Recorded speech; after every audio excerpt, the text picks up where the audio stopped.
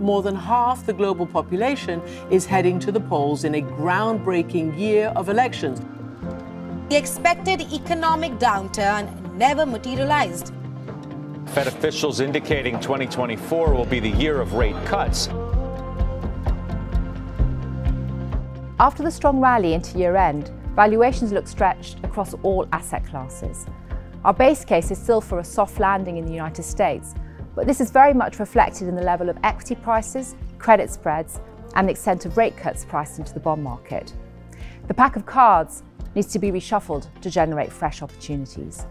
And 2024 is expected to be the largest expression of democracy in human history. It is a tight race when you poll Biden versus Trump at the start of the year. From turmoil in the Middle East, a grueling battle in Ukraine, to growing tensions over Taiwan. The challenge, of course, is that markets can move very quickly. And this year we have elections in 40 countries, the geopolitical environment remains tense, and central banks are in the middle of landing the economy, which can also create volatility. We don't expect the US to move into recession until the end of 2024, and with cash rates falling, we would encourage people to stay invested.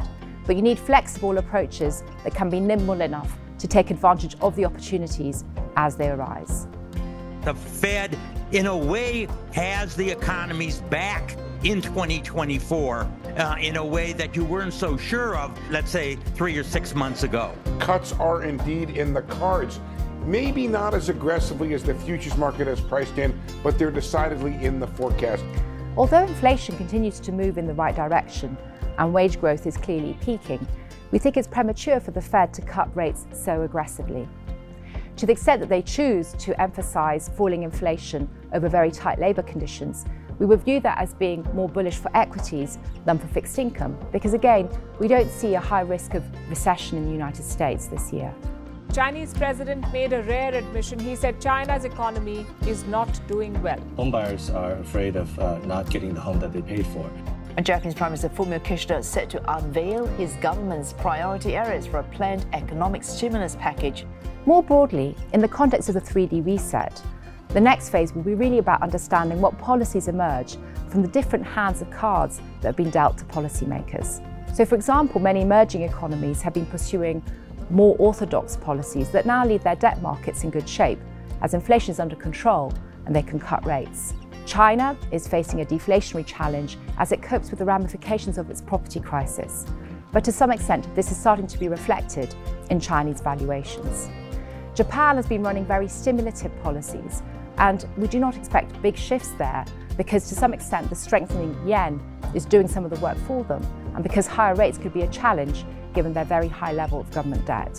Europe faces a growth problem due to its challenges on the energy front, an ageing demographic and its reliance on exports. But it also is relatively politically stable in a world where again there's quite a lot of geopolitical tension. The US has been able to run more stimulative policies because of its status as reserve currency of the world. As Reagan once said, "I don't worry about the deficit, it's big enough to take care of itself." The challenge is if Trump was to be elected, this could test the patience of investors, particularly if it was to lead to more fiscal profligacy. Economics is an art, not a science, because of the role of human behaviour, and we're still dealing with significant distortions caused by the pandemic, as well as unrelenting disruption created by technology. At the same time, the 3Ds, demographics, deglobalisation and decarbonisation, are altering the trade-off between growth and inflation. Taking this all together, we're dealing with a significant challenge to the economic consensus that was formed over many years.